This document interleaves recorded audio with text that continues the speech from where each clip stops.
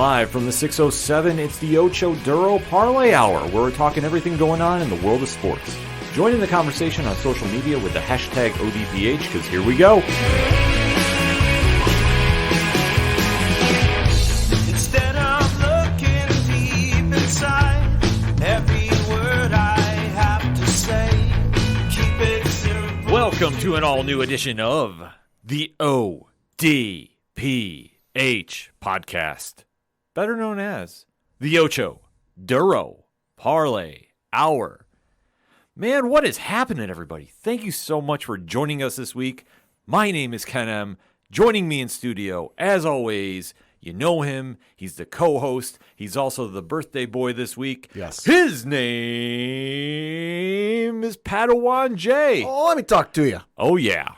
And boy, do we have a lot to talk about in the land of sports. Oh, do we ever? Do we ever?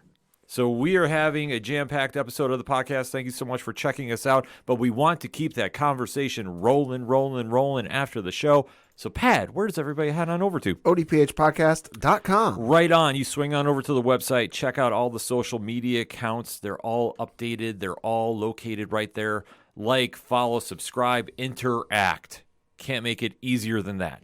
Also, check out the T Public Store link. You want to get some holiday shopping ideas? Bam! Right there at your fingertips. Can't make it any easier. In fact, I even encourage you, buy when it's on sale. I don't even care about making the money. So it's very frequent they have a sale, too. Yes, there is. So you always want to make sure you pop in there, go see what kind of swag is there. We have some ideas for new designs coming out. I don't want to tip my hat, though, a little bit because, well, in case we don't wind up releasing something into the wild, so to speak. Don't want to get your hopes up. I don't want to disappoint anybody. But we still have a lot of great ideas for this holiday shopping season that you want to go check out there. Also, the Patreon link. Shout out to all our amazing patrons. One tier, $2 a month, and bonus content is right there at your listening discretion. Also, the blog section where we do constant reviews. Had one up for Invincible Season 2, Part 1. So if you haven't checked that out on Amazon Prime, make sure to go do that, and then you can compare what I thought of the show with what you thought of it. It's that easy. Also, we are on many providers. Pat, how many providers are we on? 11.6 million. Sounds about right to me. I don't even question it anymore. That is why he is the statistician to the stars, folks. So if you want to find the ODPH on your favorite podcast player, subscribe and listen right from wherever you're checking us out, whether it's your phone, your desktop, your laptop. However, it's that easy. You can play the show right then and there on your favorite player. Can't make it simpler than that. Also, check out the classified section where you have friends of the show, such as Dragon Master Games, 3FN Podcast, Nerd Initiative. A lot of stuff is happening over there. So you definitely want to make sure you're checking out all of them and so many more that are on that page. And also the music section where you can find out everything going on with Brian Wolf and the Howlers. Shout out the Robots, Floodlands with a new CD coming out. Second Suitor, Tom Jolu, the list goes on and on. Basically, if it's anything and everything that is the ODPH, you can find it at odphpodcast.com. And always remember on social media to use the hashtag ODPHpod. Kicking off the sports edition of the show, well, it's football season, so that's the only way we like to kick things off during that time period, Pat. It's Locks and Leaps recap. Yes. Let's go. Yeah, so we're going to start with one of my locks, and I chose the Philadelphia Eagles to beat the Dallas Cowboys, which they did by the final score of 28-3. Jalen Hurts, 17-23 for 207 yards passing, 2 touchdowns, no interceptions. Dak Prescott went 29-44 for 374 yards passing, 3 touchdowns, just no interceptions. Tony Pollard led Dallas in rushing with 12 carries, 51 yards, no touchdowns. DeAndre Swift led Philly in rushing with 18 carries, 43 yards, no touchdowns. A.J. Brown led Philadelphia in receiving with 7 catches, 66 yards, just 1 touchdown. And C.D. Lamb led Dallas in receiving and have a damn game, why don't you? 11 catches, 191 yards, 0 touchdowns. And for any of you who mistakenly left him on your bench, God, I'm so sorry for you. But no, hell of a win for Philly there. Big win for Philly. If Dallas could run a 2-minute drill, it would be a whole different story. If the NFL games were 57 minutes, Dallas had won a few Super Bowls by now. Yeah, it's a weird situation. This is not a bad loss for Dallas. No. And for anybody that's very critical of Dak Prescott, this was one of his better games. Mm-hmm. I really can't say this is all on him. Yeah. I just think that they were not ready for the moment, and unfortunately, in that time of crunch, Yeah. you need to be. Yeah. No, I had an interesting experience with this game, too, because like you alluded to, my birthday's this week, and since I have family members going out of town this weekend, we did a birthday dinner with my family on Sunday, and we elected to go to a local. It's not a sports bar; it's a sports restaurant. Mm-hmm. We went out to eat, and obviously, being one of the major marquee games that was on in the late afternoon, that was one of the games that was on, and where we were situated in the restaurant was where the Dallas fans were. And on the opposite side of the restaurant was where the Philly fans were, because obviously, smart reasons there. You can't put two and two together. It was a wild experience for me to just be sitting there watching the game, and like when Dallas did something, the people around me started cheering, which drove my niece all sorts of happy. And then when you're on the opposite, and then when Philly did something, the opposite side of the restaurant started cheering. It was wild. Does that mean Sienna is a Dallas fan? No, if her father has anything to say about it, no. Fair enough. She's 9 months. She doesn't understand. Exactly. Not yet, but one day. Maybe. But in that kind of situation, though, you can't really fault any team here. No. And especially in Dallas's case, which this is where my argument goes. They played very smart, but that 2-minute drill and late in the game, that's the turning point of this entire ball game. Right, and I know the Dallas fans are, oh, well, the refs screwed us. Listen, the refs might have missed a call or two there. Let's be honest. But at the end of the day, it's like we say with anything. Don't leave it in the refs' hands. Oh, exactly. The refs make bad calls in every game. Yes, they do. It's the factor of human error. Just watch the left tackles in the Patriots-Commanders game. Oh, yeah, there's a lot I can Holy hell. Oh, there's a lot I can go into. In fact, I will when we talk about the Bills. I have feelings about the refs' calls there. But at the end of the day, it doesn't decide the game in this instance. This instance goes down to you couldn't close where you needed to close, and your 2-minute drill just fell apart, especially when Philly was giving you this game. Yeah. Like, this was not a dominant Philly win. 14-17 in favor of Dallas at halftime. Philly came out and scored 14 points unanswered in the third quarter. And then were held scoreless the entire fourth quarter, whereas Dallas could only put up 6. And Dallas should have put up more. Yeah. It was just a factor of the offense couldn't get the job done when it needed to. CeeDee Lamb had a career game, in my opinion. Yeah, he did. I am not the biggest fan of him on the field, per se. Like, when we start talking about true number one receivers. He's good, but he's not great. I don't think he's a number one, in my opinion. Right. I just don't. I think he's a good receiver. Yeah, he is. But I don't think that he is going to be somebody that's a lockdown receiver. Right. That you see on other teams. In this situation, he did all he could. He played out of his mind. I can't fault him on this. But it just comes down to McCarthy at the coaching position needed to make some changes, didn't do it. Yeah. I think this is something that has now become a trademark for him, which it's odd to say. Yeah. But when you start taking a look at the success he had in Green Bay, you can kind of see that a lot of that more is going in the favor of Aaron Rodgers than him. Yeah. And in this situation, Dak, who played great. Yeah, 374-3. Yeah. There's no argument about Dak's playing in this. So it really wasn't the offense per se. It was more the defense. Right. But when you're the head coach, it falls on you. Yes. And that's where I think it needs to really be held accountable for. And the situation is when you needed to score late, you didn't. The 2-minute drill looked rocky. Yeah.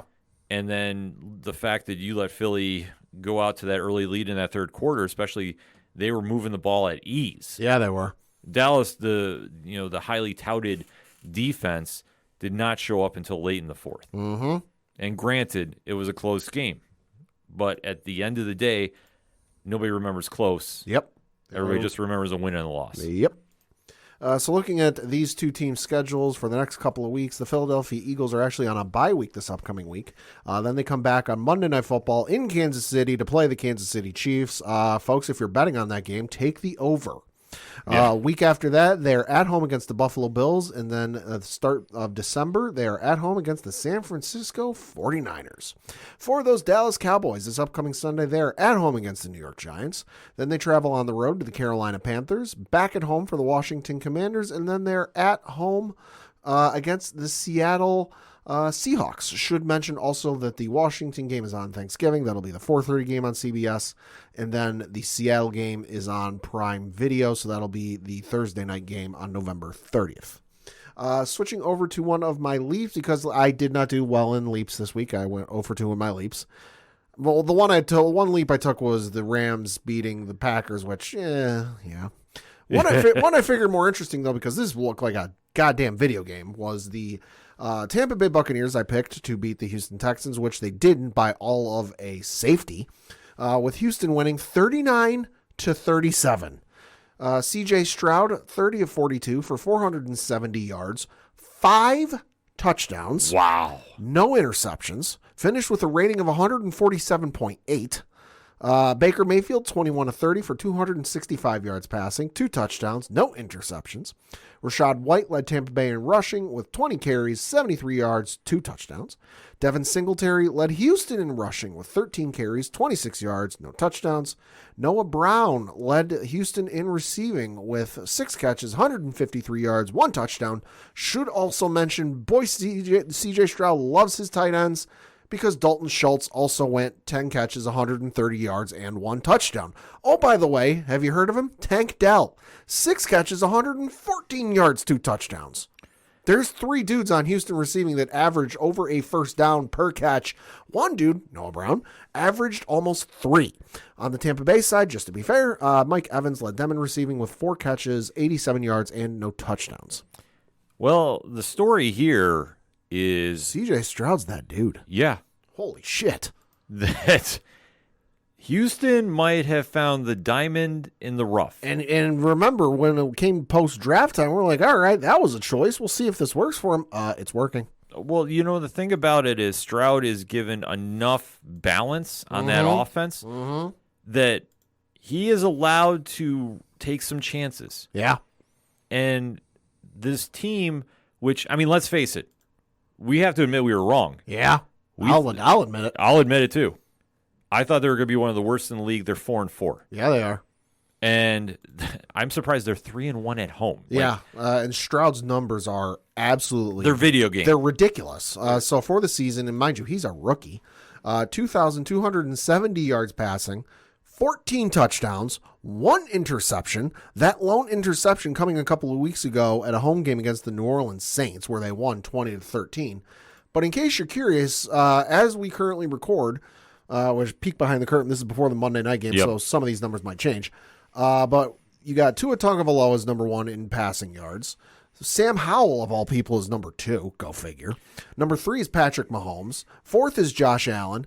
5th is Jalen Hurts. 6th is Kirk Cousins. 7th, C.J. Stroud. So take out Sam Howell, because that one's, out of left field for me personally. Mm-hmm. But he's in amongst like some of the elite passers in the NFL right now, and he's a rookie. He's a rookie, but he's playing with a chip on his shoulder. This is true. And I think this is something that Houston needs because, let's face it, they need something to give them a spark. They ain't had much since, 2002. Right.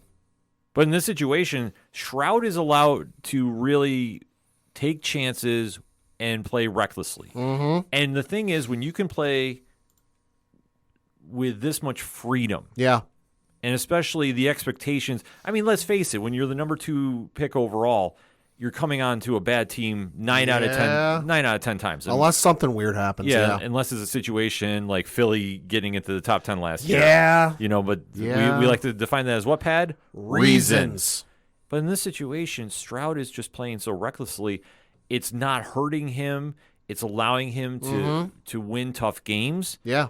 And this is something that for a Houston team, they desperately needed something to excite their fan base. It's a foundational building block that, let's face it, they haven't had it on offense since David Carr in 2002 maybe? No, I would say since DeAndre Hopkins and Deshaun Watson were there. I'll give you that. Yeah. It's something to build around. It's showing, okay, we have a guy who can play quarterback.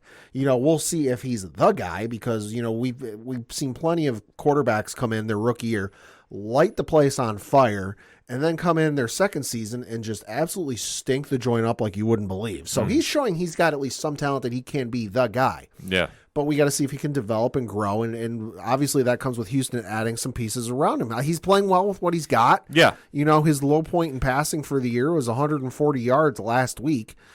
Past that, he's hit over 200 games every game, with the lone exception being against the Saints, about 199. Yeah. But every other game, so you got 470 this week, 140 last week, 199 the week before, but then you've got 249, 306, 280, 384, and 242.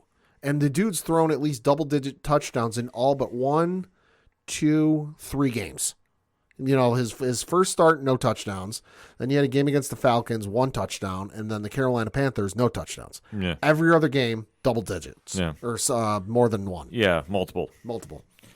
Yeah, it's crazy to think about. Like, I am really sitting here and shocked and, happy for the fans of Houston. Yeah. Football. Fuck the Astros. Yeah. We don't acknowledge the baseball fans. Sorry, guys. In this situation that, you have something to grow on, especially in a division that, Jacksonville is there. They're showing some promise. But there's some promise here, even though this game was a lot closer than it should have been. Yeah. That's something that this was not a complete domination. No. By any stretch of the imagination. Tampa Bay showed up.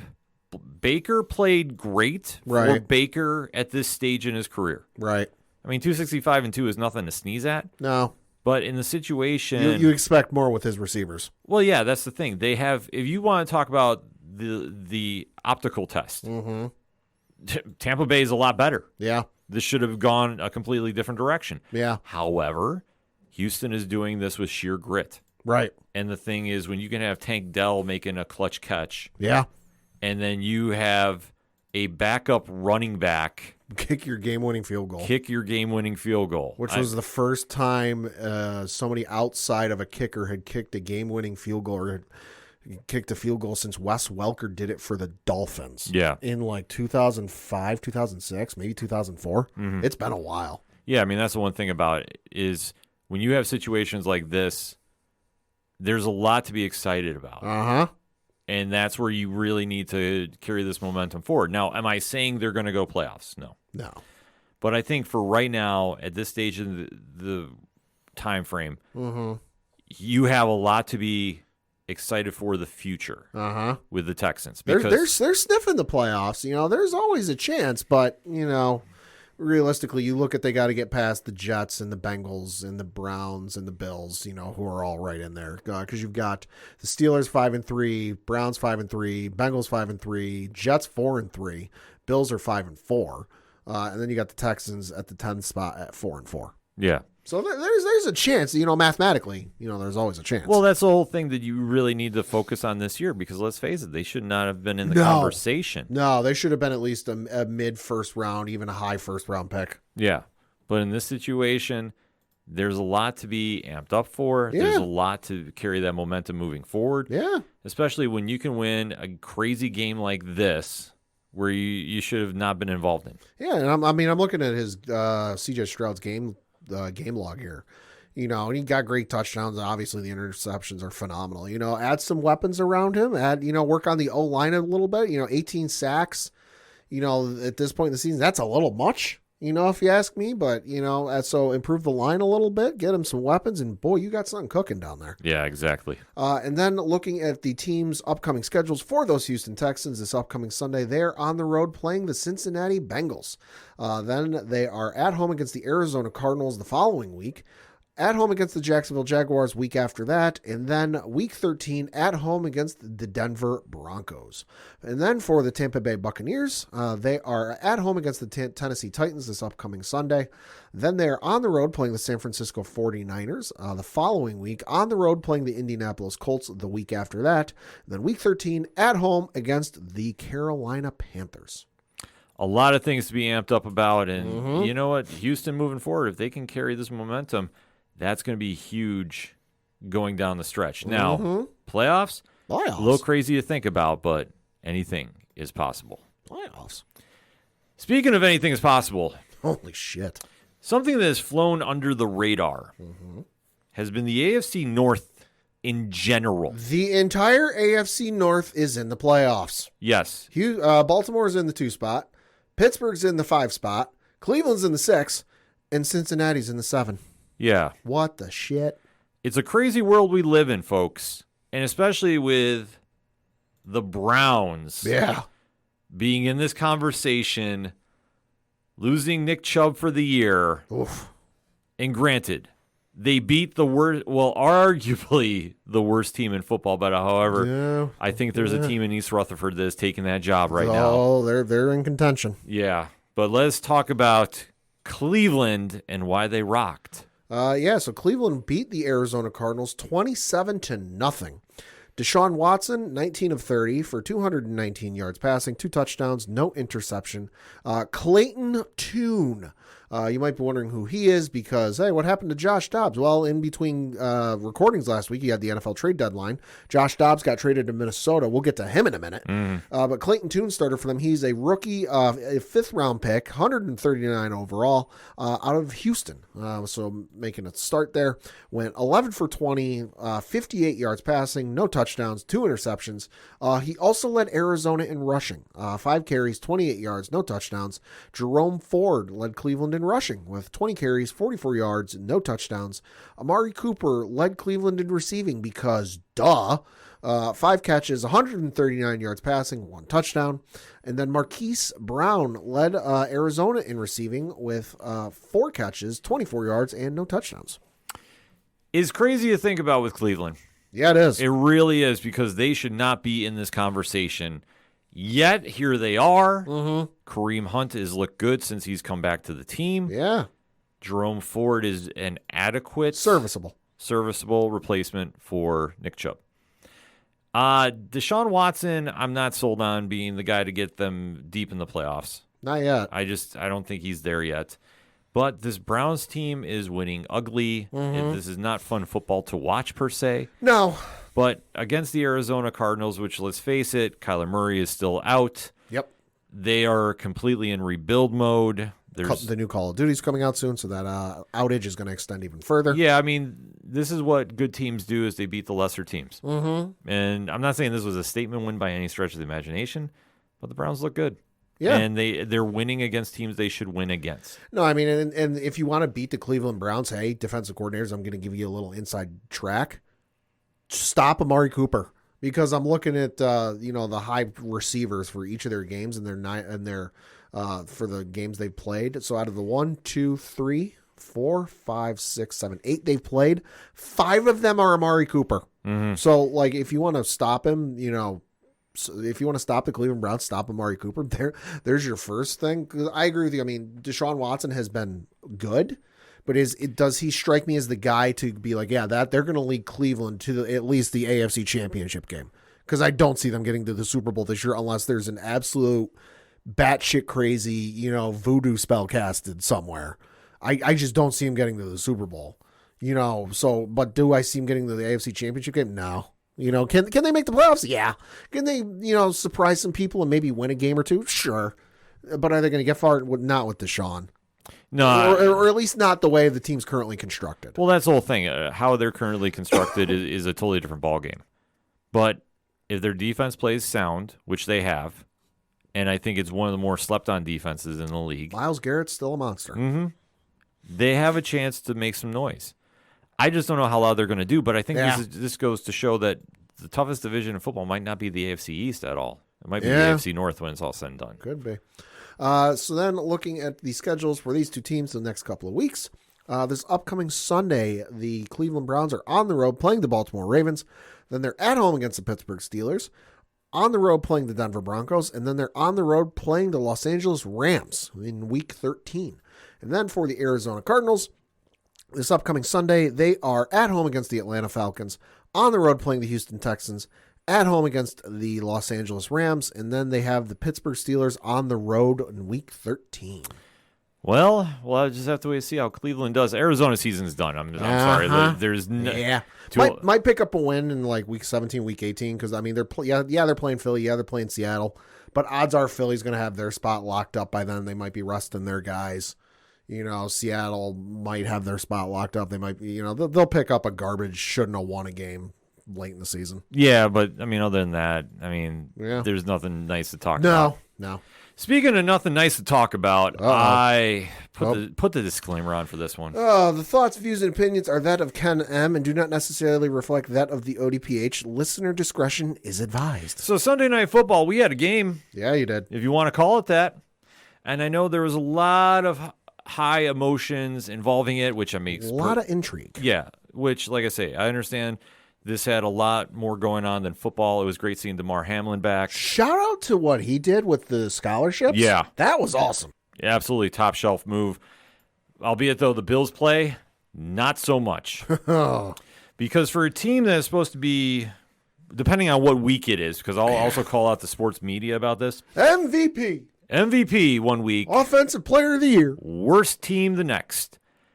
This team doesn't have a consistent identity, and that's something that's going to come up quite often here. Mm-hmm. But the Bills took a game that they could have won. Could have. However, where they're hurting the most is the inconsistent play calling on the offensive side of the ball. Boy, where have I heard that before? Yeah. This has been something that unfortunately is now the trademark for the team that I remember hearing reports this week that allegedly the front office said they were still trying to figure out their identity on that side of the ball. Excuse me? I heard some nonsense. I did not personally hear this. I know Pat is looking this quote up. I did hear some nonsense about this, which absolutely blew my mind because it's week 9. If you don't know who you are by now, you're not going to know who you are for the rest of the season. Like, I'm sorry. Like, at this stage in the game, this is something Good Lord. that I really struggle with because the Bills took the loss 24-18 against those Cincinnati Bengals. Josh Allen for the Bills, 26 for 38, 258, 1 touchdown, 1 egregious, should never have thrown the ball anywhere near his receiver at that said moment in the second quarter, interception. Well, that's that old Brett Favre in him. Yep. On the ground, Josh, 8 carries, 44 yards, 1 touchdown. James Cook, 6 carries, 20 yards. Stephon Diggs, 6 receptions, 86 yards, 1 touchdown. Did not break a sweat, as he said, too, allegedly. Mm-hmm. There's a lot of sound bites coming from this game. I now understand the meme I saw Sunday night or Monday morning with regards to the Bills offense, where it's, I'm doing my part, I'm doing my part. So it was Josh Allen, I'm doing my part, and then with his stat line. Stephon Diggs, I'm doing my part with his stat line. Dalton Kincaid, I'm doing my part with his 10 catches, 81 yards, no touchdowns. And then it was Gabe Davis. I didn't do fucking shit.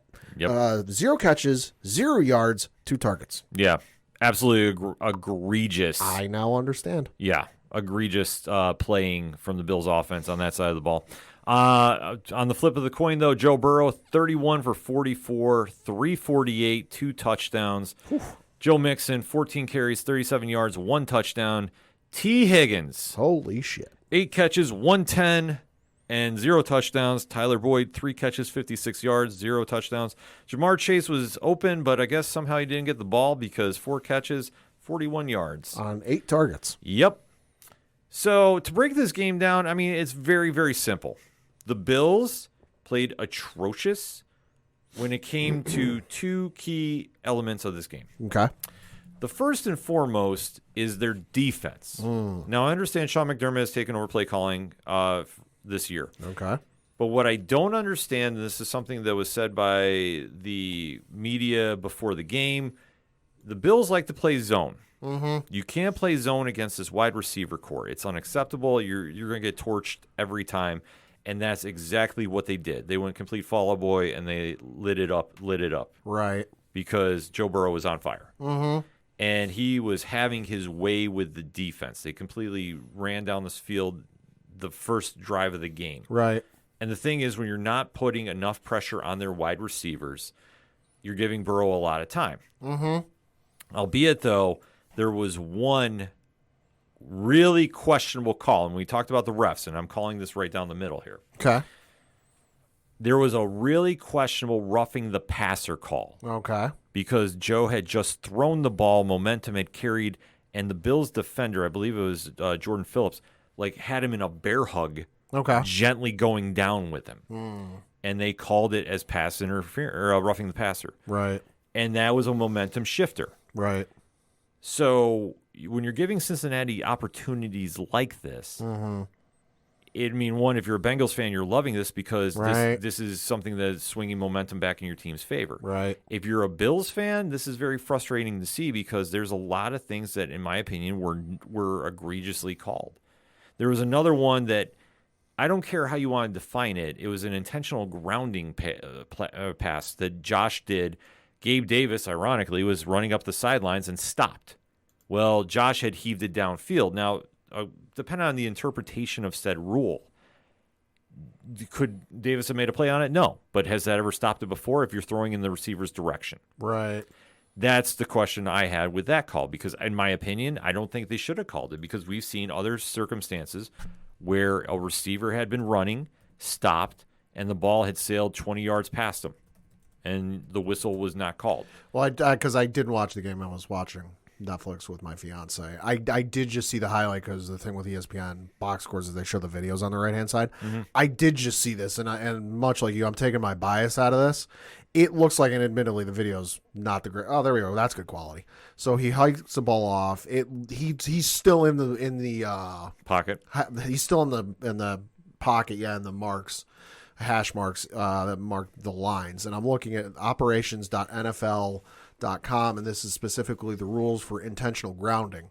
It reads, it is a quote, it is a foul for intentional grounding if a passer facing an imminent loss of yardage because of pressure from the defense throws a forward pass without a realistic chance of completion. A realistic chance of completion is defined as a pass that is thrown in the direction of and lands in the vicinity of an originally eligible receiver.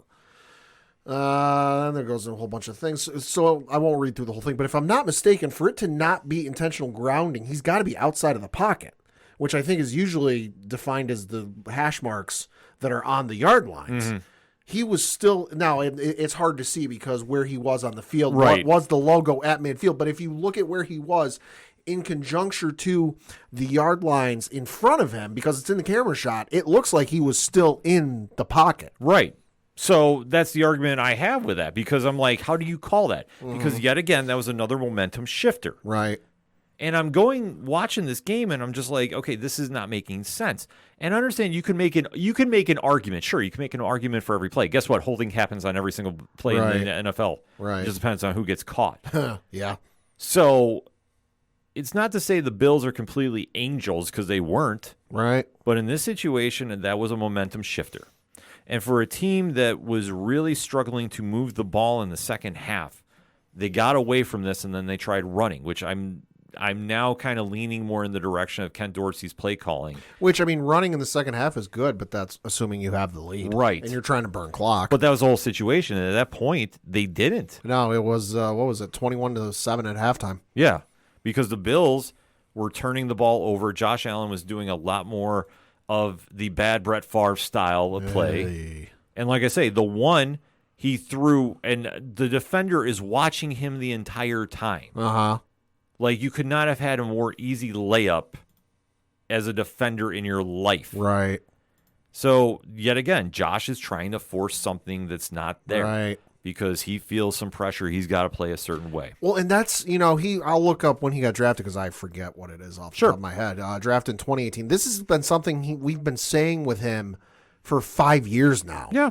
That it comes a point in the play where you got no receivers open. It doesn't matter how long you extend the play, in which direction you run. The receivers are not going to get open. Mm-hmm. The logical thing is to just throw it away. Throw it nine rows deep in the stands. Done. Throw it to the ball boy on the sidelines. Like, who cares? Just get rid of it. Mulligan, come back and try again. But he doesn't. He instead tries to play Superman and extend the play. Run left, run right, run back, run forward. Try and run for a first down and Superman leap over somebody. Or try and thread the needle into triple coverage or something stupid that, like, he's got no business making, that, like, anybody looking at it goes, yeah, there's nothing there. Throw it away. But yet he makes this whatever decision in his mind of, no, I'm going to play Superman and make the game-saving, game-tying touchdown pass on this one throw. Well, that's the problem that he's been doing. But you see the flip of the coin. He does a pass out of bounds to get rid of the ball, and he gets called for intentional grounding. Yeah. Like, you can't win, and that's the situation here that I'm just going, this is where the refs, I thought, called a very bad game. Okay. Because it's not so much of helping the Bills like if you want to say Right. like, okay, me being a Bills fan, you want to say it's helping per se. No, I want to see a call down the middle. Sure. But the problem is when you're doing this when the Bills are driving, and the optics are not lining up, in my opinion. Right. Because the question I would have is, why was there a blatant face mask penalty on one Gabe Davis as he's running to the end zone? Oh, they were missing those all. The refs were missing those all day. They were missing those all day. Right, but we're going to focus on a long shot intentional grounding. And like I say, I'm not giving an excuse to the Bills' offense here, but I am blaming the refs on this aspect. I want to see more consistency out of them. With the Bills, I want to see more than we're just going to throw to Dalton Kincaid, who did what he could, but also had a problem holding on to the ball too. Right. Which that also played a crucial factor. And I really got to question McDermott being defensive coordinator and calling the defensive plays. It's too much. Well, just because, admittedly, I know he's been with Buffalo. I couldn't tell you if you asked me, what he did before. So defensive coordinator. Well, I looked it up. He was with Philadelphia from 2001 through 2011, and he was in a various positions, including assistant to the head coach, but he was also defensive. So he was with the Philly defense, and in 2003 when they went up against the Patriots in the Super Bowl, that defense was nothing phenomenal in that Patriot game, and then he was with the Carolina Panthers. He was with the defensive coordinator with the Carolina Panthers from 2011 to 2016. Okay, outside of Luke Kuechly, can you name me any stellar dudes who were on the Panthers defense in those years? That they were not known for so it'd be one thing if it was like, one of the legendary defensive coordinators of old going, oh, they're now a head coach and they're doing defensive calls, along with that. I'd be like, oh, okay, you know what? That makes sense. But when I look at who he played, who he was a coach for, and the defenses then, and I think back to those, none of those were especially stellar. You don't really think of the Philadelphia defense from like the early to mid 2000s as vaunted and knock your teeth out outside of Brian Dawkins, and what he did to Reggie Bush, and Carolina, the same thing can be said. Is he a good head coach? Yeah, he's not bad, but that helps with who he's got around him.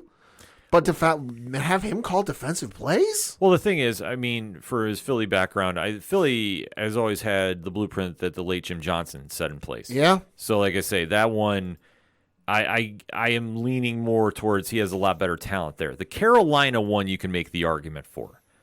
But at the same time, this is him just having too much on his plate. Yeah. And this is a problem for a head coach, and he's a good head coach. But this is a situation you need to get somebody in there to run the defense. Yeah, you do. But the defense is also getting hurt a lot. We saw this again happen when Micah Hyde was taken out late, and then there was Terrell Bernard, too. He was taken out for a couple plays. Okay. They were just having more injuries catch up with them. So, like I say, their defense is banged up and barely holding it together. So the fact they were still in this game says a lot. Right. But at the end of the day, it falls back on the offense not being able to get the job done. And you're seeing a lot more frustration coming out of this. Now, this is not this whole Stephon Diggs wants to leave. Guess what? He can't because of the money involved with the contract. So he's fine, but it's just a point of I am right there with him. I'm frustrated we're losing. Right. Because these are games that are winnable. It's something if we get blown out. Sure. That I understand. Sure. But this is not a situation that they were blown out. They had chances to win, albeit, though, they just did not capitalize when they needed to capitalize. He is, so I looked it up, Stephon Diggs is in the second year of his 4-year, $96 million contract. Should note, though, there is a potential out after the right before the 2025 season. So maybe. Yeah, you never know. If they want There's a lot of time between now and then. But I think the problem that they're going to need to do is, okay, let's say they fired Dorsey. Sure. All right, who are you going to get in there as OC? And that's the question you're going to have to find, because if you still can't get the run game going. Week 9 games, 1 rusher over 100 yards. Yeah. Although, admittedly, I will give Cook credit. He came close, 98. Well, that's the whole situation there. They've tried addressing it through the draft, and it's not working. Yeah.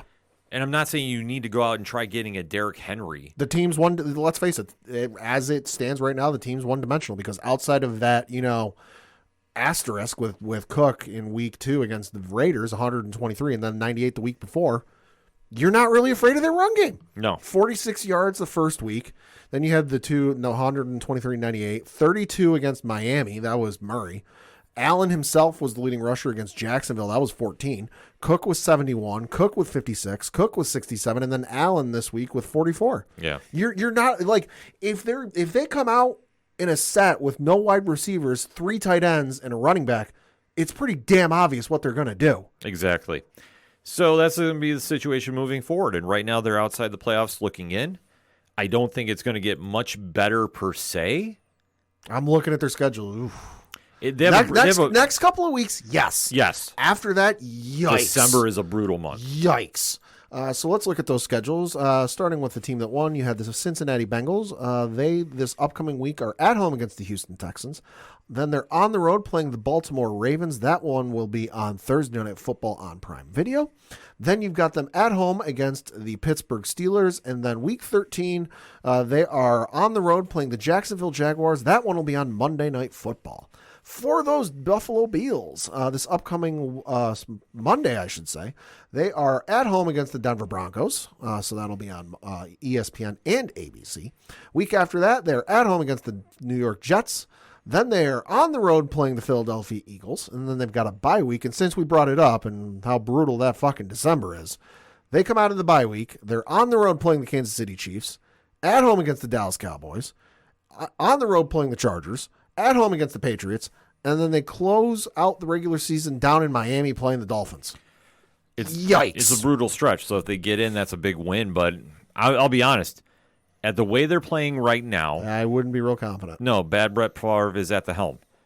And until Josh calms down and gets back to playing his style of football, for whatever case he's trying to do something he's not comfortable doing, the Bills are not going to make the playoffs. You know what I would do if I'm the Bills? Where did he go to college? Was it like Wyoming or something? Wyoming? Call up the quarterback coach. If his quarterback coach is still with Wyoming, call up the quarterback coach from Wyoming and just have him talk with him for an afternoon. No, he was working with, if memory serves me right, and of course, hashtag ODPH pod if I'm wrong about this. He was working with the Phillip Rivers head coach or quarterback coach. Oh, God. So yikes. No, but this is how he got his accuracy down because that's the only thing that he's always had issues with. Phillip Rivers, great in the regular season, postseason. Well, it's a whole other story. Indeed. But like I say, he's got to get back on track and soon. Otherwise, the Bills season is going to be a long one here. Yep. So let's go around the league for the rest of the games. The Thursday night game, we had the Pittsburgh Steelers defeat the Tennessee Titans 20-16. Story of this one, fucking TJ Watt. Holy shit. Yeah, this one was the TJ Watt show. Yeah, it was. Easy to say it. Will Levis, I mean, for Tennessee, hey, listen, he's playing solid. Yeah. Nothing else you can ask for him other than that. But the Steelers, surprisingly, pulled it out. Yeah, they did. You had the Kansas City Chiefs defeat the Miami Dolphins 21-14 over in Germany. With this win, the Kansas City Chiefs becoming the first team in NFL history to win games in 4 different countries: United States, Mexico, London, and Germany. I'm going to say this, and hashtag me all you want. Miami is the Detroit Lions of the AFC. Facts. They're great offense, mid-defense, struggle against real contenders. Can't beat the contenders. Nope. So, you know what? It's nice if you have them on fantasy football, but other than that, them going to the Super Bowl is a fantasy. I said what I said. Then you had the Minnesota Vikings pull off the win against the Atlanta Falcons, losing Taylor Heineke. Or not Taylor Heineke, excuse me. Losing, who the hell was it? Jaron Hall, I think, started this game for them. In the first quarter, went down with a concussion. In steps Josh Dobbs, who was traded for on like Wednesday or Thursday, whatever the hell it was reported he didn't even know hadn't learned the names of all the receivers. Didn't even know the full playbook. Still came in and led him to a victory. Holy shit. The feel-good story of the weekend. Absolutely. Like I say, kudos to Josh Dobbs. Came in clutch and like a true professional. So now, listen, Minnesota 5-4. Could they make a run? Could be. Possibly, because who is Atlanta? What is Atlanta? Atlanta took a big L. Yeah. And I'm hearing a lot of disbelief, so to speak, about this one. And I'm sorry, Atlanta is still rebuilding. Yeah. I know everybody is super high on Bijan Robinson, but I still haven't seen it. Right. I think all those week 1 trophies for giving away the chip, I think have to come back. And I think this Falcons team needs a lot of work moving forward. So Then you had the Green Bay Packers beat the LA Rams 20-3. I guess all they needed was some love. Well, that and Matthew Stafford did not play. Yeah. Matthew Stafford was out, and the reading from the injury report on ESPN.com, quote, Coach Sean McVay said after Sunday's loss at Green Bay that Stafford, is making good progress as it pertains to gripping a football, but it wasn't anywhere to where we thought he would be able to go for us week 9. Sarah Barship of ESPN.com reports. So, I mean, listen, it's a good win for Green Bay, but you had Brett Rypien start for Los Angeles at quarterback, 4th season out of Boise State. So I chalk it up to, hey, they played a good game, but Brett Rypien ain't Matthew Stafford. True. So, hey, somebody had to win this game. Then you had the New Orleans Saints beat the Chicago Bears 24-17. Man, I was hoping Bagnett pulled this out. Yeah. He's trying his best, and 220 and 2 touchdowns, but 3 interceptions. Yeah, that's the whole thing. Saints defense really stepped up, giving problems all this game. Yep. Then you had the Baltimore Ravens beat the Seattle Seahawks 37-3. Well, I guess all the talk that Baltimore was overrated went out the window. Yeah, thanks for the bulletin board material. Holy smokes. Keaton Mitchell for Baltimore, 9 carries, 138 yards rushing. Admittedly, 60 of them were on one run, but still. 1 touchdown. 1 touchdown. Newsflash, he will be the hot fantasy pickup this week. Yeah, he will. So I need a tight end, so I'm not picking him up. Yeah, I was going to say, if you can go get him, but great win for the Ravens, a hard-fought battle, and tell you what, Seattle is no slouch, but this looked like a tale of 2 different teams here this week. Even Lamar Jackson not putting up a touchdown did not need to. This is how good Baltimore looked, and they're getting scary at the right time. Indianapolis Colts beat the Carolina Panthers 27-13. Well, somebody had to win. People had tickets. Yeah. Then, oh boy, do you want to do this one first, or should we do the Patriots first? Let's do the Patriots first. Yeah, let's do the Patriots first. We're gonna end on a fun note. Oh boy! So the Washington Commanders beat the New England Patriots for the first time in 20 years. Yes, folks. Admittedly, they don't play each other all that often, but the Washington Commanders had not beaten the New England Patriots since I was a freshman in high school. Oh man, I feel old. 2003. Winning by the final score of 20-17. Sam Howell, 29 of 45 for 325 yards passing, 1 touchdown, 1 interception. Mac Jones, 24 of 44 for 220 yards passing, 1 touchdown, 1 interception. Ramondre Stevenson led New England in rushing with 9 carries, 87 yards, just 1 touchdown.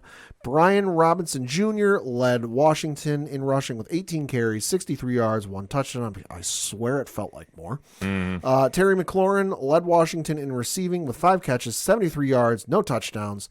And Demario Douglas led New England in receiving with 5 catches, 55 yards, and no touchdowns. This one, I will say, ultimately came down to, obviously with all the holes we have on defense, that didn't help. Terry McLaurin was the MVP of this game because this dude was making 3rd down conversions like you wouldn't believe. He made at least 2, if not 3, 3rd down conversions he had no business making, but pulled it off somehow. And then it ultimately came down to just the dumb mistakes by the Patriots late in the game where they were only down by 3 points. And then it'd be, they'd have the Commanders close and ready to hold them on 4 downs and punt the ball back, but then a stupid penalty would give the Commanders a fresh set of first downs and extend the game out. So, is what it is. I was hoping for a win, birthday being this week, but with the way this season's going, I'm not expecting all that much. Yeah, I mean, what can you say? Mac is not the guy. No. We've already established. I'm not to rain on your parade. Yeah. But I will say flashes of brilliance, but clearly he ain't got it. He doesn't have it. Your wide receiver core is atrocious. We don't even have a number 1. Yeah, you have a borderline 2. Borderline Juju. Well, we had Schuster, it. Well, no, we had it too, but he's on IR. Right, Kendrick Bourne. Well, that's what I say. Juju at this stage in the game is a borderline 2. Yeah. Border. He finally saw some decent action this week, 6 for 51. Yeah, but like I say, for the lineup that was in this game, there was no number 2. No. A lot of easy drop passes. Yeah. And and you can't do that. I'm sorry, you can't do that against any team. I'll say the highlight they had during this entire game was a 64-yard touchdown run Ramondre had, and that was off the fumble recovery the defense got. Yeah. So there really isn't anything to write home about. Patriots. It's not your year. No. Think about the draft at this stage. I mean, but this is not being smart. This is just, I'm being honest, there's nothing to be excited about with this team right now. except the possibilities for next year. We know Belichick's coming back as head coach. We do. And if you go to tankathon.com/NFL, currently the top 5 draft picks as we currently record are Arizona at the 1, Chicago at the number 2 by way of a trade with Carolina. 3 was also the Chicago Bears. 4 is the New York Giants. And then the Patriots, number 5. Well, it's better to be 5 than 4, so to speak. Yeah. Because let's talk about that game to end things. Holy fucking Christ. Woo! So the Raiders are playing the Giants on Sunday at home in Las Vegas, and there was already a lot of bulletin board material with this one. Yep. Because during the week, Josh McDaniels was fired by the Las Vegas Raiders. And linebacker coach Antonio Pierce would be taking over head coaching duties. So, reading from an article on CBSNews.com, it says, quote, some details are coming out about the end of Josh McDaniels' tenure in Las Vegas, and a dispute over the 2007 Patriots was apparently a part of the process. Fox Sports' Jay Glazer reported Sunday that after a team-wide airing of grievances, then linebackers coach Antonio Pierce addressed the team and referenced the mindset that his 2007 Giants team had. That team, of course, beat the undefeated Patriots in Super Bowl 42. Apparently, McDaniels, who was the offensive coordinator for the Patriots in 2007, didn't appreciate that story, and that disagreement helped spur the end of McDaniels and the promotion of Pierce to interim head coach. Here's the story as Glazer told it. Quote, the big thing was last Thursday. There was a big airing of grievance meeting, and players just unloaded on Josh McDaniels, from captain to player, and finally, Josh McDaniels actually had Antonio Pierce get up and speak on behalf of him and the coaches. When Antonio Pierce got up there, he said, look, guys, we have to have our own control.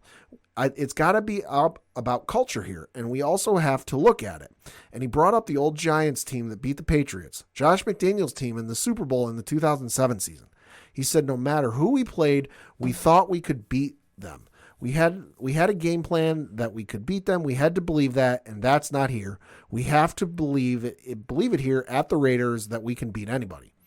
Well, he finishes up that speech. Everybody thinks they're great except for Josh McDaniels. Josh McDaniels then goes over to him and says, don't ever talk about the Patriots like that.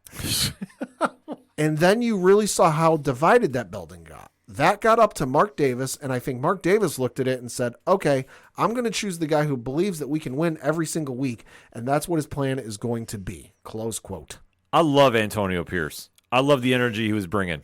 I'll be honest, they named him as head coach, and I didn't have time to look it up. I'm like, why the fuck does that name sound so familiar? That's why. Yeah, Giants name. He gave his press conferences leading up to this game priceless. Yeah. Like everything you want, thinking the Raider mentality. This dude also is nothing to fuck around with, because at one point during this game, like we mentioned, so the Raiders beat the Giants 30-6. But at halftime, it was 24-0. And by the end of the third quarter, it was 27-0. And the guys in the booth went down to sideline reporter Laura Oakman, and she told the story about Pierce being a head coach for a high school in California. And she said, quote, I just want to say that 27-0 isn't enough for him, because up 63-9 at halftime, Long Beach Poly High School head coach Antonio Pierce didn't like how the team looked. So instead of going into the locker room, he took them behind the field and they ran for 20 minutes. Gassers. They got a delay of game penalty because they were late for kickoff, but they ended up winning 99-9. Back me up, guys. I brought up the story to Antonio. He didn't crack a smile, saying, quote, it's about doing it right, man. Close quote. Yeah, he's going to be fine with the Raiders. Yeah. The Raiders are still in that playoff hunt. Like, that's the one thing people don't realize. They're 4-5, sure. Yeah. But it's not to say they couldn't make a run. They could make some noise. And that's going to be the key thing if he's going to get rehired, which I'm going to say this. Granted, they played the worst team in football. I don't think there's any question about it. The Giants are the worst. Yeah, Daniel Jones done for the year because of injury. Tyrod Taylor not available for this game because he's also injured. So Tommy DeVito had to come into the game. 15-20, 175 yards passing, 1 touchdown, 2 interceptions. So the Giants are down to their third-string quarterback. I don't know who their backup is on practice squad, but they'll be calling it. They'll be calling him up if Tyrod's on IR. They're going to have to call up their practice squad guy if they've got a guy on practice squad. Yeah, they'll find somebody just to fill the roster spot. They're going to have to. But I'm sorry, Arizona being scoreless this week was still a better team than the Giants putting up 6 against the Raiders. Yeah. The Raiders looked like the Raiders of old. Yeah, they did. They looked fantastic. Just win, baby, win. Yeah, well, that's the whole thing, that they need that swagger back. And they haven't had that forever. Josh McDaniels is not a head coach. I'm sorry. He's not. No. The only thing he did was somehow got Tim Tebow to win a playoff game. Was the right place at the right time, and he got lucky. Right, but still, that's the only thing that is forever going to be his trademark for his head coaching highlight is the Tim Tebow playoff win against the Steelers. Yeah, exactly. That's what I said. That's it. Yeah. He has nothing else. He has done nothing else of importance. Hey, listen. You put respect on the greatest head coach in Indianapolis Colts history. Fair. How many? Look at how many games he won. Dude's undefeated. That's true. Never lost. But in the situation here, I'm sorry. He was never a good fit for the Raiders. And like I say, the fact that Pierce can come in, get this out of the performance out of the team at this stage. They're going to be scary moving forward, but they need some work. I'm not saying playoffs are a lock, but I'm at least saying they're going to be in that hunt till week 15, week 16. Right. As long as they play smart. The Giants, on the other hand, I'm sorry, the season's a wrap. It's done. I feel very bad for Daniel Jones. I mean, obviously, his season is done with a torn ACL, I believe. Yeah. Yep. And I think if I'm the Giants, there's going to be a massive cleaning of house. And I know this might be a tough pill for Giants fans to swallow because last year, well, you guys got lucky. We got lucky, but you surprised teams. There's always a team in the league that does this each and every year. Congratulations, you had 1 year. Everybody figured it out. You're not Philly. You're not Dallas. You're not winning your division. Hell, Washington's better than you. Yeah. Just putting that out there. Yeah. Moving forward, enjoy the offseason, start planning for the draft. You guys are done. But like I say, the big take home is just win, baby. The Raiders look like they're back. The other thing, too, we should mention is the Raiders also fired their general manager. Champ Kelly is now their interim general manager. Was with the general manager with the Lexington Horsemen, who is an indoor football team, and then he was with the Denver Broncos from 2007 through 2014. Moved over to director of pro scouting for the Chicago Bears. Was with the Bears from 2015 through 2021, and joined the Raiders in 2022. Like I say, they have a bright future moving forward. Well, on paper, we'll see what happens. But that's why I say we watch the games. That's why we talk about the games. So let's keep that conversation rolling. Hit us up on that hashtag ODPH pod. What is your thoughts about week 9 of the NFL? Let's discuss, shall we? We're going to take a quick break. We'll be right back. Hello, Internet. It's that time of year again. We at the Game Vault Podcast will be raising money for the Children's Hospital of Philadelphia. Yes, that's right. It is the Game Vault Podcast 8th annual charity live stream. This year, our main marathon will be split over 2 Saturdays. Our first 12-hour block will be in person on Saturday, November 11th. And the second block will be taking place virtually on Saturday, November 18th. We will be playing all types of games from many different genres, including Immortality, the Jackbox Party Pack, and Call of Duty, as well as some extra life classics such as Halo, Mario Kart, and a WWE game or two. Both streams are tentatively scheduled to begin at 9 a.m. Eastern and will broadcast on our Twitch channel, twitch.tv/GameVaultPod. We look forward to you joining us and helping us raise money for the kids. Back for another segment on this edition of the ODPH podcast, and we have to talk a little WWE action. Yeah. So this past weekend, Pad, what was going down? That would be the annual, or well, can't even call it annual. It's the second one this year. Crown Jewel event taking place from over in Saudi Arabia.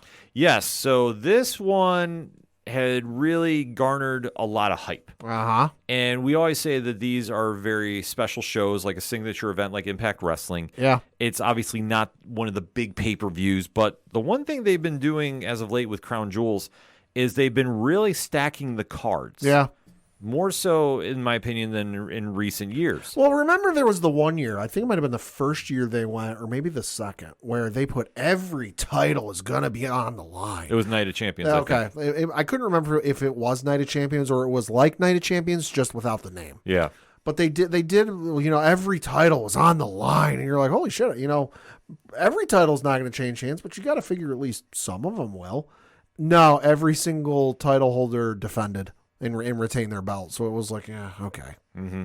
But this time, There was a lot of intrigue going on with a special few matches that really were Yeah. standing out on the card. Yeah. So we have to recap the event in whole. So Yeah. let us get into it, shall we? So the first match that took place during this event was on the pre-show, and you had Sami Zayn defeat JD McDonough of the I Want to Be in the Judgment Day faction via pinfall in 9 minutes and 40 seconds. Nothing really to write home about this one. Yeah, with a good pop for Sammy. Yep, great pop for Sammy. JD McDonough is filling in the role of Dolph Ziggler. Yes. As the best bumper. I don't know. Rhea Ripley's going to give a run for the money on that one. Rhea's great too, but Rhea sold like crazy. JD doing the one spot out of the turnbuckle Yeah. where he did a flip in midair. Yeah. I got to give him credit for that. I mean, it was overselling as all could be, but listen, it did what it needed to do. Sammy got the big win to kick off the show. Yeah. Yep. And then we started off with a match that I was not surprised we did when it was all said and announced, but yeah.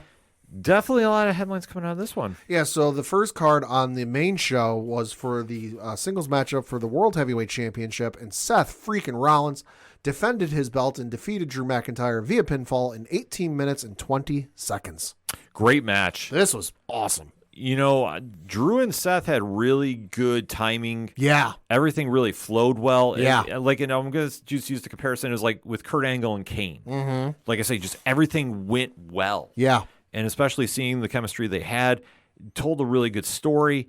I am kind of curious if they're waiting to take the belt off of Seth to give it to Drew at Survivor Series. I could see it. Yeah. I mean, because I figured this match would have opened up with Drew instantly hitting a Claymore, like one of those instances, like the announcers doing the big fight feel announcement, and because Drew they said in the promo package that from when he initially challenged him, I want you at 100%, and I'm not going to stab you in the back, but I figured it'd be, hey, listen, he's going to be honorable and upfront with you when it comes time to get up to the match, but once you get in that ring, all bets are off. So I figured it'd be one of those, he's going to hit him with a Claymore out the gate. Didn't happen, but the match itself was good. The ending, I will admit, to this whole segment, I guess you could say, it was a bit of a sour grape for me. Oh, so? Yeah, so you get the match, you get the win, okay. And I figured big feel, big crowd, they're trying to hype it up as one of their big shows of the year. So I figured we would get, and I think we even talked about this in last week's show, or one of the previous shows, about how there'd be a cash-in. Because, what is it? Damian Priest still has, the Money in the Bank briefcase. I figured, all right, if there's going to be a place to do it, this would make the most sense. Because if you don't do it now, they're not going to do it next month at Survivor Series. They might do it, at Elimination Chamber, down in Australia. But, that's going to be waiting a while and all this other stuff. So I figured if it was going to happen, it was going to happen here. And then, so the match is over with Seth looking all beaten and battered because they're still selling. His back is hurting. And then the Judgment Day's music hits, and out comes Priest, and he's got the ref in tow, and he tells the ref, I'm cashing in, and I'm gonna beat his ass right here and now. And the ref is in the process of telling the timekeeper and the announcer, hey, Damian Priest is cashing in, his Money in the Bank, he's in the middle of saying the whole spiel, when out comes a hooded figure. And I'm sitting there going, oh shit, who is this? I wonder who this could be. And it ended up being Sami Zayn, which I'm like, oh, hey, cool. It's, Sami stealing the briefcase. But he stole but it just left a sour taste in my mouth because I figured at least, we'd get the cash in, during the match and make it a triple threat and shenanigans into a la what happened with Seth, Roman, and Brock at WrestleMania a couple years ago, and get some shenanigans that way and lead to, continuing Drew versus Seth or getting Seth versus Damian or Drew versus Damian, however you wanted to work it. But just the way it played out, it was cool for the fans. I was happy for the fans to get their Sammy moment of him stealing the briefcase, which as of this recording, I think Sammy still has. We haven't seen anything about Judgment Day getting that briefcase back. But just the way it happened after the bell went kind of left a sour taste in my mouth. Well, that's fair. I think the only reason, though, that it didn't bother me as much is I think I know where they're going with Sammy now. And I think we're going to have a nice little Sammy-Damian Priest feud. Okay. Which is, I'm perfectly fine with. Yeah, I'm fine with that. Sami Zayn going back into the singles realm after the breakup with him and Kevin Owens as a tag team. I think this is a great way to kind of buy some time. Could be, yeah. Until they decide what they want to do exactly with Damian Priest. The Judgment Day as a whole, I think, is very, very interesting. Oh, yeah. Right now. Very. Because You have the dynamic of Drew McIntyre. Will he join? Will he not? I'm in the camp of he will. Right. Like I said, I could see it happening. For me, and this is nothing against what the Bloodline's doing, but just because of how infrequently Roman is there, which, hey, listen, he's earned that. He's put in the work. But just with as inconsistent and start-stop as that whole storyline is, Judgment Day stuff is more intriguing to me. Yeah, no, it definitely is, and there's a lot more you can run with it here. Yeah. So if they want to add some new dynamics to it, like Sammy and Drew, I think it's a good thing. But the only problem with Sammy, though, is we've already been doing this for so long. Yeah, we've been doing it since, like, WrestleMania. So unless you put the stipulation on, like, Damian puts the contract up on the line, Right. then I got to kind of wait and see. But at least it gives him some kind of direction, gets him away from the whole Jey Uso thing right now. Yeah. For right now, we'll kind of have to wait to see how it goes, though. Next up was a fatal 5-way matchup for the Women's World Championship. You, of course, had Rhea Ripley defending her belt against Nia Jax, Raquel Rodriguez, Shayna Baszler, and Zoe Stark. And you had Rhea Ripley emerging victorious, winning via pinfall in 11 minutes and 5 seconds. Fantastic match. Good match. Really dug this match. I kind of little bummed, we didn't see a title change, because I figured we'd see a title. If we saw a title change with any of them, I figured it'd either be the last one or this one. Because obviously the guarantee was going to be, spoiler alert, the United States won. But I figured there might be a title change with this, but not okay. Yeah, no, I agree with you. Like I say, I'm still saying Shayna Baszler is going to be the one to take it off of Rhea. Okay, at some point. I could see it, but we have to wait and see because there's a lot of like rumors of more people coming to WWE right now, and if one is true, I could see her taking the title. Okay. And that is a speculation that Julia is on her way. Yeah, I've heard that. Yeah. My guess, though, is just based on, and we'll get to why I think she's going to SmackDown in about 1, 2, 3 matches. I'm betting if they end up signing her, she'll go to SmackDown. She could go to SmackDown. I could see that happening. Or Jade Cargill. Like I think that's my money bet. Yeah, like I say, one of the two is going to take the belt. Because you just added one more women's wrestler to SmackDown. Presumably, from all reports and sounds, that Julia is going to, from the way the reports are sounding, Julia is going to be at the Performance Center before the end of the month. Yeah, which it sounds like she's a lock to go to WWE. But until we see it announced, take it for a grain of salt. Exactly. So don't come yelling at us when it hits December 1st and she's not signed with them. They're like, hey, we're reading reports she might be going there, but we'll see what happens. Right. So I mean, you have to wait and see. Like I say, otherwise I think it's Shayna Baszler's to take. Yeah. But great match, nevertheless. Yeah. I mean, Rhea does no wrong right now. Nope. She's running WWE. Then you had Solo Sikoa defeat John Cena in a singles match in 16 minutes and 10 seconds. Yeah, this was wild. They really sold this as like his retirement match. And you know what? It makes sense. Which could be the case because as reports are swirling out of Hollywood, it sounded like the Screen Actors Guild strike might be coming to an end soon. Right. So John Cena is going back to the land of film. And like I thought, depending on what was going to happen, he'd either still win to extend the feud. But this is a great win for Solo. I mean, I'll be 11 spikes, so if I'm not mistaken. Something like that, I mean, insane, but it definitely, it's like John Cena of old. Like, you used to have him with like 5, 6 finishers. Yeah. So the fact this happened, I think it's a very cool moment to see play out. Yeah. And I'm definitely interested to see like where they go with Solo now because I think they might be setting him up for his own singles run. Because they brought up at the end of this match, about how they mentioned, and I'm paraphrasing, but him stepping out of the shadow and establishing himself. Yeah, like I could definitely see it. It's just a matter of where they want to go. But their mid card right now is so booming. Right.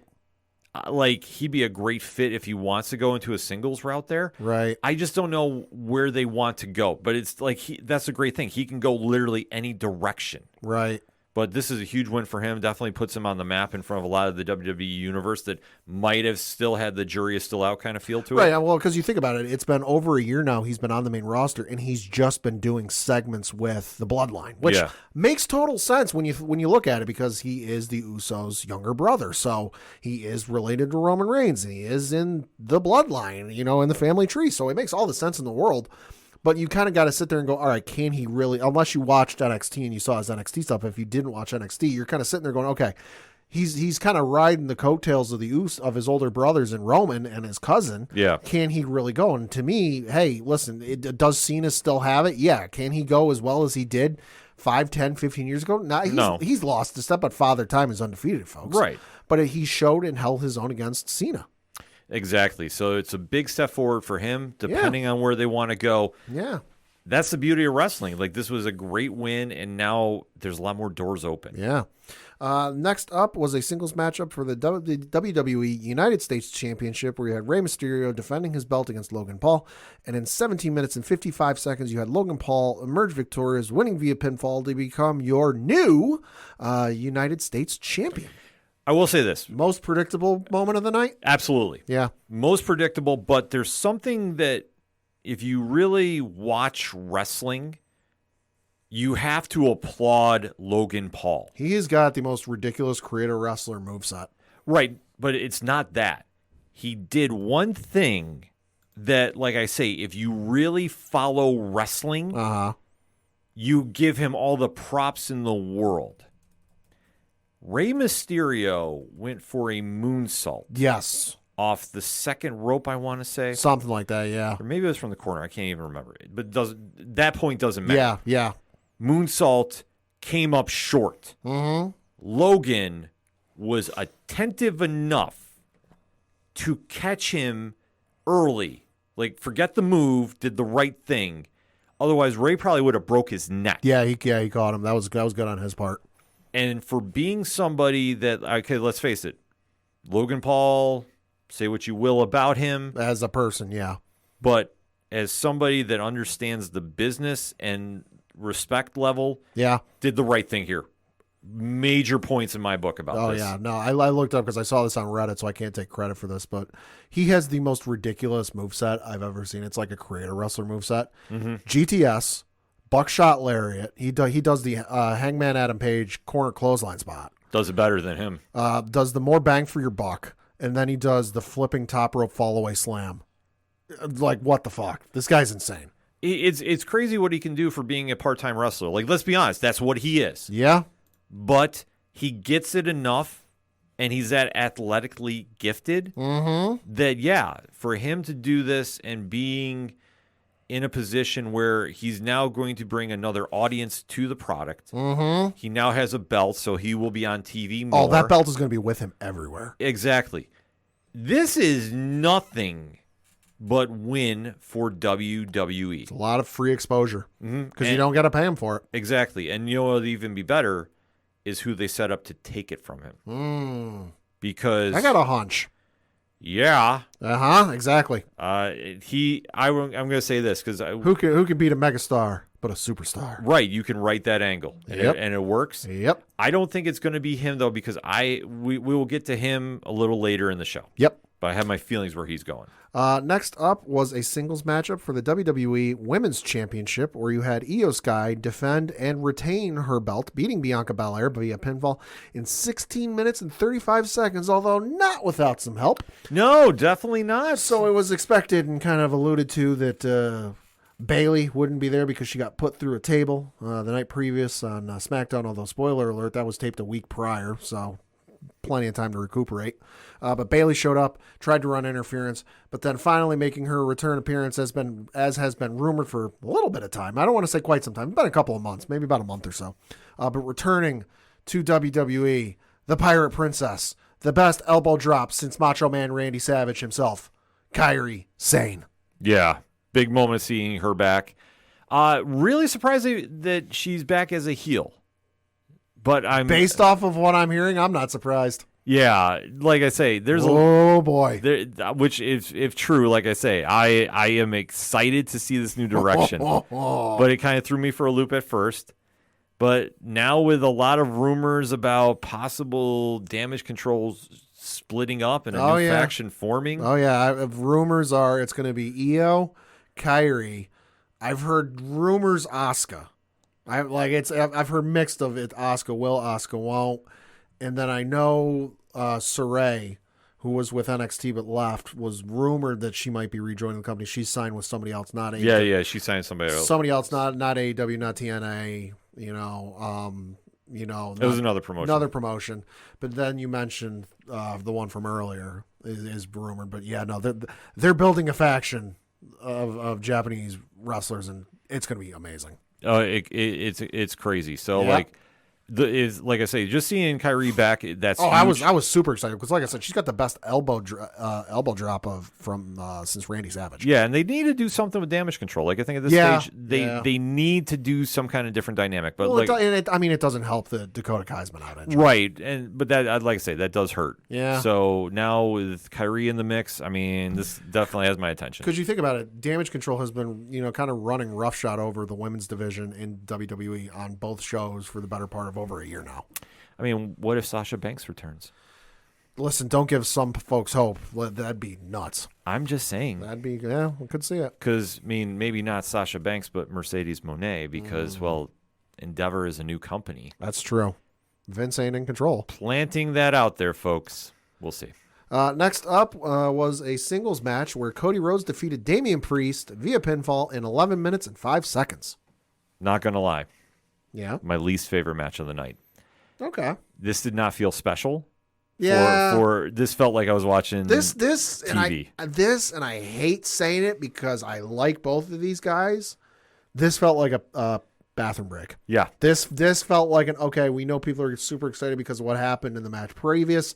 Obviously, with the main event, everyone's going to super excited for that. We need a moment for the crowd to calm down so they're not burnt out for the main event.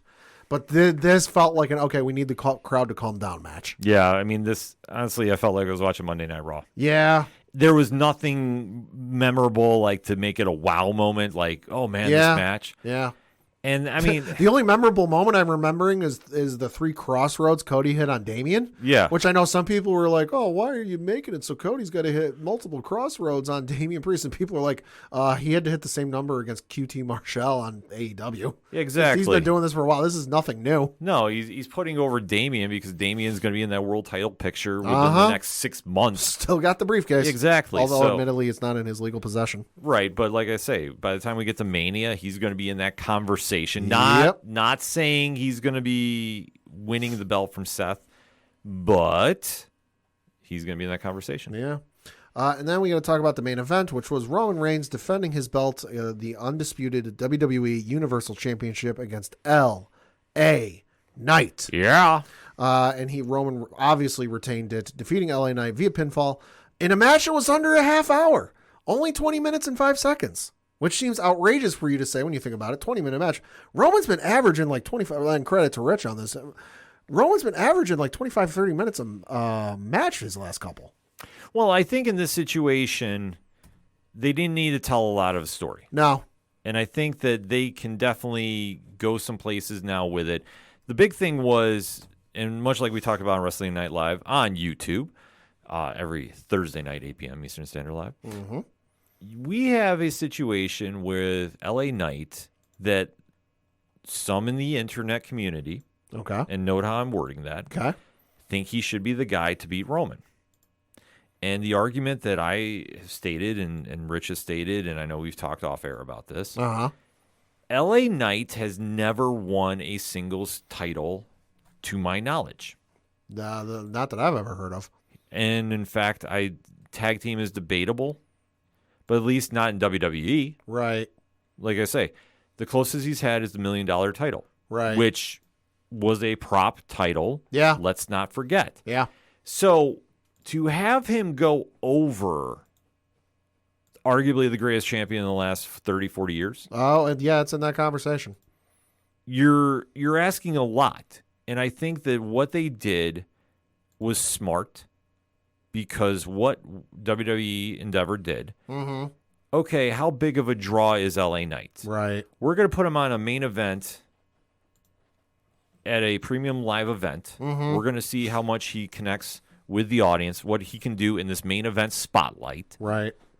And then we're going to see about going into WrestleMania season where he fits in. Right, because I mean, ultimately, the thing you got to figure out is, everybody loves the chase, Yeah. but once it gets time for the belt and they have the belt, are the folks still gonna be there? Mm-hmm. We've seen this time and time again in every promotion where a guy is on that climb, almost gets to the mountaintop, but then stumbles and has to climb back up again, or whatever the obstacle is. And then once they get the belt, some guys, they stick around and they're here for him, and the fans are excited and they're into it. And then others, they get bored of it real quick. Yeah. The fans, LA Knight is one of the most over stars they've got on their roster. He's top 10 in merch sales, for the year, and deservedly so. It's a great gimmick. It's a catchy catchphrase. There's another one he could start using that he wants to work in organically, but if he gets that one going, boy, that's going to be another rocket attached to it. Mm-hmm. But they've got to figure out, okay, is this going to be a continued sustained thing, or is this just a flash in the pan? They're here for the buildup, but they're not here for the execution. And I think that's the question mark you have now. But I think the results here was great match. Yeah. Obviously, Jimmy Uso involvement. Yeah. Yeah. What are you going to have? Yeah. But you can now set him on a collision course with one of two champions. Yep. One of which, Logan Paul, like you alluded to. Uh-huh. And that would put him over very, very big in the spotlight. Mm-hmm. But where I think he's going, and I know this is going to be a long, messy road to get there, but I think it's possible. Okay. He's going to be the guy that beats Gunther. He could. I mean, there's a little hiccup you have with that. Right, different shows. Well, no, not only that, but Gunther's got a visa issue where he can't leave the country. Right, but And that's for like the next 6 months. So if you do that, it's got to be at one of the domestic pay-per-views, right, which is doable. I mean, but I feel like they want to save maybe one of those moments for maybe if you can keep it on him that long. They got the Berlin show, which, God, that's a fucking while. Mm-hmm. But if you can keep the belt on him through to the Berlin show, because that'd be awesome for him. Yeah, I mean, you could do a lot of different things, but that's why I say, like, if LA Knight beats Gunther, right, made man. Oh yeah, well, whoever he beats, he's a made man. Right, but do you think about it? There's only one other person that could win the Intercontinental title right now, and it makes sense. Yeah, Jey Uso. Jay. That's the only two options you have. I mean, I could see them giving it to Gable, but I wouldn't expect it to be very long. It'd be kind of like a placeholder. Gable could, but, at the same time, it's tough. Yeah. Like I say, it's not out of the realm, but, to make that jump up there. Gable, I don't think, has won over the fans in that degree. Yeah, no, I agree. Much like how LA Knight and Jey Uso has. Like, not saying you're wrong. Right. But to sustain it, because I think that it would be tough to have the audience, unless we see a big surge in merch and such. I don't see it happening with Gable, but I will say this: I love how they're positioning him. Oh yeah, and I love how they're setting it up. So, let's face it: the hottest thing going with Gable and Alpha Academy right now is Akira Tozawa. Yeah, which the man's facing Shinsuke Nakamura this week on Monday Night Raw. I know. I love Tozawa with him. I'm all on board with this. But I mean, like I say, just to tie it back, I think that's where LA Knight's going now, and especially. You take a look at every great champion. Mm-hmm. They've held a mid-card title at one point. At least once, yeah. Before they've gone up. I mean, very rarely have you had somebody just jump up. Like, not everybody's Brock Lesnar. Well, Finn did it for 24 hours. Right, but Finn was also NXT champion. True. So, and I did look it up. This was the shortest match Roman has had since Elimination Chamber. Not Elimination Chamber. It was the shortest one since, where the heck is it? Oh, since the Royal Rumble this year. So he had the SummerSlam match with Jey Uso. That went 36 minutes, 3 seconds. Money in the Bank, where it was the tag match with him and Solo versus Jimmy and Jay. That went 32 minutes. Then you had Night of Champions, where it was also the tag match. That one went 26 minutes. Still over that 25-minute mark. Then you had WrestleMania Night 2 against Cody, where that obviously went 34 minutes. Then you had the Sami Zayn match at Elimination Chamber. That one went 32 minutes. But the match against Kevin Owens at the Royal Rumble, 19 minutes and 12 seconds. So shortest match since then. But you know what? Still told the story. Still did what it needed to do. Yeah. And now we wait to go to Survivor Series. Which has been officially confirmed as being what, Ken? War Games! Was rumored, was insinuated, and was allegedly bounced back and forth as whether it would be, whether it wouldn't be. But it was officially announced during the show on Saturday that it will be taking place from the Allstate Arena in Chicago, Illinois, specifically in Rosemont, Illinois. But it will be Survivor Series. War Games. Yep. So we'll see who the two, because you got to figure they're doing a men's, they're doing a women's War Games match. So we'll see how it plays out. Team Punk. Oh my God. It's going to happen, folks. According to reports, the show's was already sold out, and then they started opening up more seats. I mean, I'm hearing a lot of different stuff I'm not going to go on air with concerning tickets. Right. I'm just going to say this. If you have the opportunity to go, And you got the money. go. Uh-huh. Otherwise, make sure you're checking out both Wrestling Night Live on YouTube and the ODPH podcast, because, boy, are we going to have a lot to say about that event as the weeks grow on. But in the meantime, though, hit us up on that hashtag ODPHpod. What is your thoughts coming out of WWE Crown Jewel? Are you excited at the direction where your favorite wrestler is going, or do you think they did a misstep? What's your thoughts about Logan Paul, Kairi Sane, and so many more? Let's talk about it, shall we? We're going to take a quick break, though. We'll be right back. Hey guys, it's Alan Dunford here from Top Hat Studios, co-writer and co-creator of Pocus Hocus and Grandma Chainsaw, and you guys are listening to the ODPH podcast. Gotta be down to the punch, 'cause they can't bring me down if I'm already under the ground. Coming back for the final segment on this edition of the ODPH podcast. Pad, what you got? Got a couple things to talk about, first of which is obviously the local minute, and looking at the standings for the Federal Prospects Hockey League. That is, of course, the league that our local Binghamton Black Bears play in, and looking at the Empire Division, Binghamton still on top at first place. Through 7 games played, they have a record of 5 wins, no losses, and then 2 losses coming out in either overtime or shootout. They are ahead. They've got, how many points is it? There it is. 17 points. They are almost 10 points ahead of Danbury, who is in second place with 8 points. Elmira's in third with 7 points. Watertown's in fourth with 6 points. Then you've got Wytheville coming in fifth place with 3 points. So looking good fairly early, I would say. Yeah, out the gate. I like it. Yeah. We'll see if they can maintain that schedule, though, and that up-tempo pace, because looking at their schedule from this past week, they had the one game last week, which was on Saturday, on the road playing the Danbury Hat-Tricks, where they won by the final score of 4-2. If you have not seen them this season, don't worry. You got some opportunities this weekend, because they play 2 games at home this weekend. First of which is Friday, November 10th, 7 o'clock Eastern, where they're playing the Carolina Thunderbirds. That'll be at the Visions Veterans Memorial Arena. And then Saturday, back at the same time, same place, same team. So 7 o'clock Eastern against the Carolina Thunderbirds at the Visions Veterans Memorial Arena. So for more tickets, information, all that good stuff, BinghamtonBlackBears.com. Then we're going to talk some baseball, because, hey, congratulations to the Texas Rangers winning their first World Series in franchise history. 63 years as a franchise, 50 some odd of them in the state of Texas, because, of course, they used to be in Washington as the Washington Senators, and they moved to Texas, but they won the World Series, beating out the Arizona Diamondbacks. So kudos to Texas. Kudos to the police department down there, who had to navigate the parade they had there. There was like 500 to 700,000 people there just for the parade. Yeah, it was wild. Which is insane, but hey, kudos to them. I got to say, I'm loving the videos I'm seeing of the folks who've been fans of the team since they moved to Texas, and just how moved to tears they are. It's awesome to see. So kudos to the Texas Rangers, and kudos to Bruce Bochy. Making it to 3 World Series as a manager, one with the Padres, didn't win that one. Made it to a few with the San Francisco Giants, won those. Won his first one with the Texas Rangers. So, dude's in a very exclusive club. Yeah, absolutely. Then we got to talk some more baseball, because it's award season here coming up soon. But the Gold Glove Awards were handed out. Not going to go through them all, but got to give kudos to Yankees' own Anthony Volpe, winning the Gold Glove for the shortstop position in the American League, becoming the first ever Yankees rookie. That is wild. To win a Gold Glove. So you think of some of the folks who have come through the hallowed halls of Yankee Stadium as a rookie. Derek Jeter. You got Lou Gehrig, who came through there, and all the other names have come through as rookies.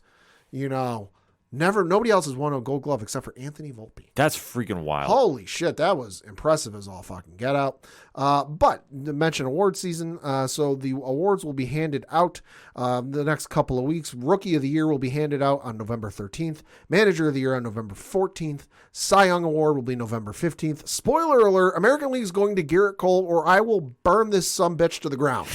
He's not lying. And then the MVP will be announced on November 16th. We will know the finalists for those awards this upcoming week, so we'll keep tuned for that. But like I said, Garrett Cole for American League Cy Young, or like I said, I burn this sumbitch to the ground. Yeah, he should be a lock. Yeah, should be, based off the numbers. And then we got to talk some coaching switches, because there have been some coaching hires in the Major League this season. So we're going to start one today. The Mets have hired the Yankees' longtime coach, Carlos Mendoza, as a manager. He has been with the Yankees for 15 years in multiple roles, was in the minors from 2011 to 2012, and the past 4 seasons on Aaron Boone's bench as the bench coach. So I'd say for them, hey, good hire. If nothing else, you're going to get some hella good ejections if he gets ejected, if he learned those from Aaron Boone. So we'll see what happens. Of course, the Mets were in contention for Craig Counsell, who he chose to leave the Brewers because Craig Counsell has joined the Chicago Cubs as their new manager. The Cubs had fired David Ross, although, boy, Chicago, you better see something in him. I don't. Yeah. Because they are paying Craig Counsell 5 years, $40 million. It is the highest salary for any Major League Baseball manager ever. Yeah. The previous highest manager pay salary was Bob Melvin in the San Francisco Giants at $4 million for all of like 2 weeks. And now it's Craig Counsell. Don't get me wrong. Craig Counsell was a great player. Great player, but man, player. that's a lot. Played for a bunch of years. He was started off with the Colorado Rockies, played for the Marlins, Dodgers, Diamondbacks, Brewers, 2-time World Series champion, once with the Marlins, once with the Diamondbacks, NLCS MVP. He's on the Milwaukee Brewers Wall of Honor, but he was with the Brewers as their manager from 2015 up through 2023, but you look at the Brewers time during that. Obviously they haven't won a World Series, so can't give them that. Never won a National League pennant, so they never made it to the World Series. And in terms of the division titles since he's been there, so he was there 2015, 2013, so that's what, 8 years? 8 years. So in those 8 years, they only won the National League Central title 3 times in those 8 years, and they made the wild card twice. So out of the 8 years, they made the playoffs 5 times, which is not bad, but when you're not making it all the way, little to be desired. We'll see what happens with him in Chicago, though. Yeah, anything is possible. That just seems like a very, very gutsy contract, if you ask me. Gutsy contract. And then obviously we got free agency coming up, which I'm not going to run through. All the names are free agents. There's a whole bunch of them. Free agency will start here in the next couple of weeks, but a couple names you should keep your eye out for. Obviously, Clayton Kershaw going to be a free agent. Jordan Montgomery with the Texas Rangers, also was with the Cardinals and the Yankees. Did a phenomenal job in the postseason for Texas. He'll be a free agent. Cody Bellinger was with the Chicago Cubs. He'll be a free agent. Aaron Nola with the Phillies. Blake Snell also. Keep an eye on Juan Soto. Of course, the one everyone's looking out for, Shohei Ohtani, will be a free agent. It is being reported as we record that the Angels have extended a qualifying offer to Shohei for the 2024 season, which would be $20.325 million. That's to be expected. They'd be fucking asinine if they didn't at least an extended qualifying offer. But listen, he's going to pick his options and go where he wants to, because he chose to go to the Angels out the gate. And hasn't really got much to say for it. No. So we'll see what happens for that. But the second one I'd say keep an eye on, it's this dude out of Japan, Yoshinobu Yamamoto, who's a pitcher over there in Japan, just pitched a game for them the other day. Listen to this fucking stat line. So this is reading from an article on ESPN.com. It says, quote, Yoshinobu Yamamoto will be allowed to move to a Major League Baseball team under the player posting system. The Oryx Buffaloes said Sunday after the team lost Game 7 of the Japan series to the Hanshin Tigers. The ace pitcher has been widely reported to be ready to move to Major League Baseball and expected to be a top target. Quote, I'd like to thank my team for accepting my request, Yamamoto was quoted by Japan's Kyoto News Agency as saying after Oryx lost 7-1 on Sunday. Yamamoto pitched 2 games during the Japan series, the World Series equivalent for Japanese baseball. He allowed 7 runs in Game 1, but came back in Game 6 and struck out 14 batters, a series record. The 25-year-old right-handed pitcher has a 70-29 record in Japanese baseball. His trademark is his wide assortment of breaking pitches, excellent command, and a fastball in the mid-90 mile per hour range. He was 16-6 this season with a 1.21 ERA. He struck out 169 batters in 164 innings. This dude's stat line for the game 6 he pitched went 9 full innings, complete game shutout. Gave up 9 hits. I think it was only 1 run, no walks, and he struck out 14 batters. Jeez. This dude, and this was on 138 pitches. This dude's insane. That's a whole different level. Yankees, sign him. Yeah. I don't care what it takes to get hold of this guy. Garrett Cole at the 1, this dude at the 2. Holy shit. Well, they kept saying they're promising big sweeping changes, so if this is going to be the way to go. I think this is the way to go. Get that dude, and then you put Juan Soto on that team. We'll be looking good. A lot of things can happen. Yes. So, very quickly before we close out with some UFC talk, the NBA has an in-season tournament going on. About the only thing I like of this is some of the courts they got designed for this. Although the Miami one is fucking wild. Yeah. So this one, reading from an article on ESPN.com, the NBA announced on August 15th it's scheduled for a group stage tournament where the inaugural in-season tournament, which will see the winning team earn the NBA Cup and its players $500,000 each. There's some motivation for you. Yeah, so this is something that each NBA team will play 4-game group stages. Yep. And the winners will go to the knockout rounds, and the finals are in December. Okay. So, interesting concept. Yeah, I mean, interesting. They're trying to give it a little flair. Like I mentioned, you got the specially designed courts for it, which some of them aren't bad. Yeah. The Miami one is fucking wild because it's all red. Yeah, no, that one looked cool. I like the 2K. Put those in the game. Yeah, I liked how the Oklahoma City Thunders looked. That one was cool. That was cool. So this is something interesting to watch, and you know what? I understand from one aspect because it's kind of the running joke. Yeah. The NBA's official kickoff is Christmas Day. Nobody really cares or pay attention unless you're a super diehard and watch every game. Right. Most casuals don't really watch until Christmas Day. Right. So this is a way to get more eyes on the prize. Like, let's see how it goes out. The Knicks, there's nothing really nice to talk about right now. Last place in the Atlantic Division with 2-4 record. Yeah. Randall's got to go. Randall's got to go to Philly in the worst way possible. Trade everybody, get Embiid. I'm sorry. After the comments that were allegedly coming out about a question of effort. That's not good this early. I'm just putting the allegedlys out there because I caught snippets. I did not hear it officially. So Yikes. If that is true, no, this is Brunson's team, so we'll stop that talk right now. So hopefully we'll make some trades and get some life going into the old MSG Garden there. They're right on. I mean, it's super fucking early, like right. 6 games into the season early, but they are right on the outside of that play-in tournament. Right. So I mean, they still got a lot of ways to go. I mean, Boston's still undefeated as we're recording, 5-0. Yeah, which I mean, but it's early, so almost scoring 130 points per game. God damn. Yeah, like I say, I don't fuck. That's why. Although then again, Boston, don't get too excited. Remember how the Bruins season went? Mm-hmm. Exactly. So I went there. Yeah, I'm glad you did. Because let's go to hockey. Because there's only one stat we got to talk about. And that's the New York Rangers are sitting at 8-2, 17 points on top of the Metropolitan Division. Ken, got a question for you. What's up? So for the NHL, how many players have a 9 point or 9 game, whatever the fucking stat is, scoring streak this season?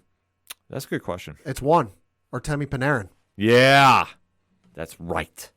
The Rangers are doing so well. Like, I honestly have been forgetting about the individual goals because this is like refreshing to see after they went into their Canadian trip. Christ almighty, the West Coast swing. Yeah. Where every night I'm going, why the fuck is the game starting? It's 10 o'clock. Oh, right, they're out west. Yeah, defeating Calgary, Edmonton, Vancouver, the Winnipeg. West Coast sweep. Yeah. I mean, unfortunately, they did lose in a shootout to Minnesota, but I mean, all good things have to come to an end. Yeah. 6 wins in a row is nothing to sneeze about. They are back playing the one and only Detroit Red Wings on Tuesday night as we record. We're looking real good themselves. Looking very good. So it's going to be some fun hockey coming out of the gate. I love seeing this. I love seeing the swagger. Love seeing the energy. It's Blue Shirt Nation here all day, every day on the ODPH. But let's close out the sports talk by talking some UFC action. Yeah. Now, this was a completely different card a while ago, to say it politely. Mm-hmm. But there's been some switch-ups because of injuries. A lot of moving parts have been going on. Pad, what are we talking about? UFC 295 taking place this Saturday from Madison Square Garden in New York City, New York. Yes. So the original main event was supposed to be Stipe Miocic versus John Jones for the heavyweight title. However, John tore his bicep. Completely. Yeah, this is going to be estimated 9-month rehab. Yikes. Which, I mean, at this stage, I'm not saying John is done, but Yeah, it's not good. the motivation factor might not be there for him or even Miocic at that stage. Like, Right. A lot can happen in 9 months. yeah, so I'm not saying that was John's last run, but they're doing an interim title for a reason. Yeah. And we'll get into that, but let's kind of break down the main card, shall we, Pat? Yeah, so the first fight on the main card is in the featherweight division between Diego Lopez and Pat Sabatini. So great fight to kick off the main card. Lopez 22-6, Sabatini 18-4. Featherweight division, I mean, it's kind of wide open. Yeah, it's kind of a coin toss there. I mean, what are you kind of feeling on this one, Pat? I'm going to go Sabatini because of reasons. Yeah, I think I'm with you on that. Like I say, it's going to be a good scrap. I don't exactly know how it's going to play out, but I'll say Sabatini via judge's decision. Okay. Next up is in the lightweight division where you've got Matt Frivola taking on Benoit Saint Denis. Another great, I want to say mid-card bout, but obviously Saint Denis and Frivola are putting in some work. Yeah, they are. Saint Denis. Fuck. Yeah, Saint Denis is 12-1. Fuck. 1 no contest. Frivola is 11-3-1. These dudes have got places to go and people to see. I'm looking at their records. So Frivola, 15 professional fights, record of 11 wins, 3 losses, 1 draw, 3-fight winning streak, beating the likes of Gennaro Valdez in UFC 270. That was back in January of last year. Knocked his ass out. Then he came back at UFC 281. That was in November of last year against Ottoman Azatiar. Knocked his ass out. Both of those were in the first round, I should mention. Then his last fight was at UFC 288. That was back in May of this year. Beat Drew Dober by knocking his ass out in the first round. Yeah. God damn. And then you get over to Benoit Saint Denis. He is on a 4-fight winning streak, beating the likes of Nicholas Stolze at a UFC fight night in June of last year. Submitted him with a rear naked choke. Came back against Gabriel Miranda at a fight night. That was in September of last year. Knocked his ass out. Came back against Ismail Bonfim at a UFC on ESPN card. That was in July of this year. Submitted him with a face crank. And then came back against Thiago Moises in a UFC fight night in September. Knocked his ass out. Dude hasn't gone a fight go the full distance since October 30th of 2021. Every other fight is I've ended in the second or first round. Fireworks. Holy shit. All day fireworks. Someone's getting knocked out. I'm taking Frivola by knockout. Okay. I don't know how you feeling, but I'm feeling the same thing. yeah, like I said, that's gonna be a don't blink fight. Yeah. Then you've got a matchup in the women's strawweight division where you've got Mackenzie Dern with a record of 13 wins, 3 losses, currently on a 1-fight winning streak, beating Angela Hill via unanimous decision back in May. She is taking on Jessica Andrade in 36 professional matches. She has a record of 24 wins, 12 losses, currently on a 3-fight losing streak, losing to Tatiana Suarez via guillotine choke submission in her last fight. That was back in August, losing to Yan Zhaoyan via knockout in May of this year, and then losing to Erin Blanchfield via rear naked choke submission. That was back in February. Last win came against Lauren Murphy via unanimous decision at UFC 283 in January of this year. Well, it's one thing I don't do is at strawweight, I don't go against Andrade. Andrade is a big strawweight.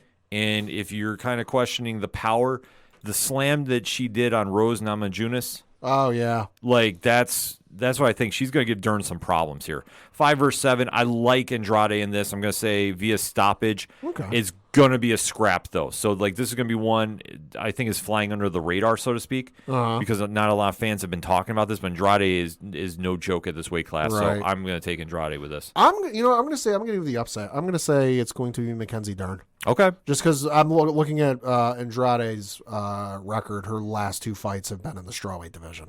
The Yan Zhaoyan fight was her return to strawweight, and then the Tatiana Suarez fight was also at the strawweight division, it looks like. So I'm going to go with the upset there. Okay.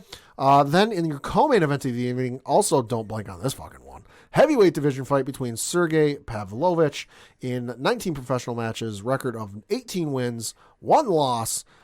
This dude also has places to go and people to see. Last loss came to Alistair Overeem on November 24th, 2018. Came back and knocked out Marcelo Golm in the first round. Knocked out Maurice Green in 2019 in the first round. Knocked out Shamil Abdurkhaminov in the first round of 2022. Knocked out Derek Lewis in 2022 in the first round. Knocked out Tai Tuivasa in the first round of 2022. Knocked out Curtis Blades in the first round of 2023. Are you sensing a theme? I sense a theme you're going with. And then he's taking on Tom Aspinall in 16 professional matches, record of 13 wins, 3 losses, currently on a 1-fight winning streak, beating Marcin Tybura. Knocked him out. That was at a UFC Fight Night in July of this year. But here's something that I think is flying under the radar, so to speak. Okay. I mean, Pavlovich is number 2 ranked in the heavyweight division. Understandably why. Yeah. Fuck. But- Dude's got 3 decision wins for his entire career. But Aspinall, I want you to look at his record. He does have a loss in there, but is that because of TKO, because of injury? Let me look. There is a loss by knockout. Let's see. That's the DQ, illegal elbow, submission, heel hook. So yeah, the loss he had against Curtis Blades was a TKO, knee injury. Right. So before that, how many fights did he win in a row? 1, 2, 3, 4, 5, 6, 7, 8 or 9. Yeah. So the record is deceiving because he's coming off the loss. This is going to be fireworks. 8. That's 8. Yeah. So I'm going to say this. I like Aspinall in this. Okay. And I think this is going to end in the second round with a massive knockout. But it's nothing against Pavlovich. I think that I could see him winning the same way. This is going to be much like in the same vein of Dan Hardy, Carlos Condit, and whoever hits first. That's how this is ending. So yeah. This is going to be one. Do not blink during this. They're going to be throwing some haymakers, and it's literally whoever connects first. And I like Aspinall just slightly better. Like if we're talking percentage-wise, Yeah. 51-49. Like that's how close. Someone's getting their ass knocked out in this one just because I'm looking at Pavlovich's record here. His last decision anything, because he's never lost by decision. His only loss is Alistair Overeem, which, hey, in 2018, the loss to Alistair Overeem, I fucking understand it. Yeah, I understand it completely. Understand it. But the last decision he was involved in was not even in the UFC. It was at Fight Nights Global 68 on June 2nd, 2017. It has been 6 years and change since he was involved in a decision. Yeah. Everything else has been a knockout. It's wild. I'm going with Pavlovich because, yeah, that dude's scary. Yeah. And then in your main event of the evening in the light heavyweight division, as you mentioned, this is for the vacant UFC light heavyweight championship. Jiri Prochazka in 33 professional matches, record of 29 wins, 3 losses, 1 draw, currently on a good goddamn 1, 2, 3, 4, 5, 6, 7, 8, 9, 10, 11, 12, 13 fight winning streak. I'm not going to go through them all. I'll give you his last 3. Beating Glover Teixeira in his last fight with a rear naked choke submission. That was back in June of last year. Beating Dominic Reyes with a spinning back elbow knockout. That was in May of 2021. And then beating Volkan Ozdemir via a knockout punch. That was in July of 2020. He will be taking on Alex Pereira, who is currently on a 1-fight winning streak, beating Jan Blachowicz in his last fight, which was a split decision win. That was in July. Prior to that, he lost to Israel Adesanya, which, hey, no fault there. That was in UFC 287 in April of this year. So something to kind of keep in perspective here. So Jamal Hill was champion, got hurt. Yep. Prochazka was the champion before him. He vacated because he knew he couldn't come back and fight in time. Right. So he did the right thing. I applaud him for doing it. Not an easy choice, but he did. Right. Pereira is moving up from middleweight. Yep. And Pereira's claim to fame is he's the one that handed Israel Adesanya defeats in kickboxing and in the UFC in one of the most freakish knockouts in recent memory. Correct. So Pereira is moving up to light heavyweight.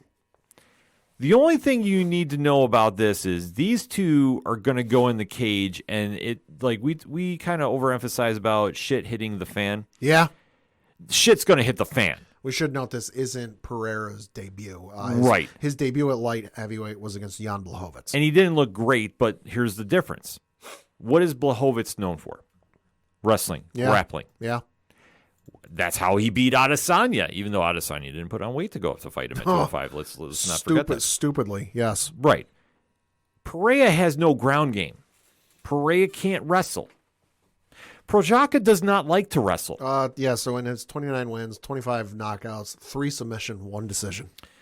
You're going to have these two psychopaths going crazy at the press conference. Rock'em sock'em robots. The weigh-ins are going to be must-watch TV. Yeah, they are. And they're going to get in that cage Saturday night. Can we get the Diaz brothers to moderate the weigh-ins? Oh my dude, I Just add more fuel to the fire. whoever you can get to moderate, like I need Get the Diaz brothers and Chael Sonnen. yeah, give me Chael and give me somebody else that is going to just completely go bananas there. Let's just make this a spectacle. Because it's going to be a spectacle. Like I said, the pre-fight stuff is going to be wild. It's going to be legendary. It's going to be amazing. Like, I'm more excited to watch that. And then when these two get in the cage, like, Oh, rock'em sock'em I'm robots. going to say right now, Prochazka is winning this. Yeah, I think so. But if Pereira somehow clips him, I'm not shocked either. Right. Here's the one thing you have to realize: for as big as these guys are going to be, because let's face it, they have to cut to get to 205. Yep. They're going to be throwing at a high velocity, a shit ton of strikes. See, I don't like swearing that much on here, but this is how much I'm amped up about this fight. And these two psychopaths are going to go in there and try kicking each other's heads off for 25 minutes. I feel Prochazka is going to finish this in the third via head kick. I will give you that. But I'm going to tell you right now, this fight alone is worth the price of admission. Absolutely. But the whole card is pretty stacked. I am super excited to check this out. This is going to be nuts. It's going to be absolutely crazy. Like, to think about it, like, this is going to be one of those fights, like, you're going to be hearing about on social media from, like I say, the press conference to the weigh-ins to the walkouts. Like, it's going to be freaking wild. Yeah.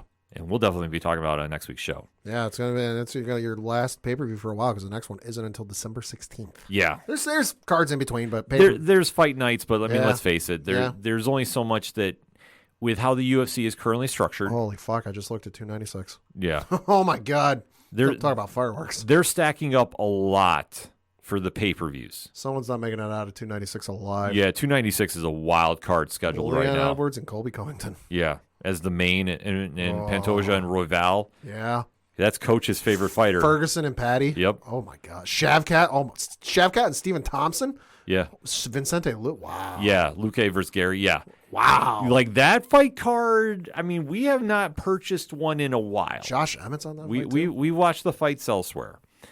That might be one we might have to invest in. Yeah, that's looking like an early contender. There. That's not going to jinx it just yet, but like I said, we like to go out to certain establishments that show these fights. Yes. So that being said, give us your predictions about what you think is going to happen in UFC 295. I can't wait to talk to everybody about this. This is gonna be nuts. It's going to be a wild card to cap off a great week of sports action. That's it for anything and everything it is the ODPH. You can find it at odphpodcast.com. For the one and only Pat Owanje. Fuck the Astros. I'm your host, Ken M. Thank you as always for listening to the ODPH podcast, better known as the Ocho Duro Parlay Hour. See you next time.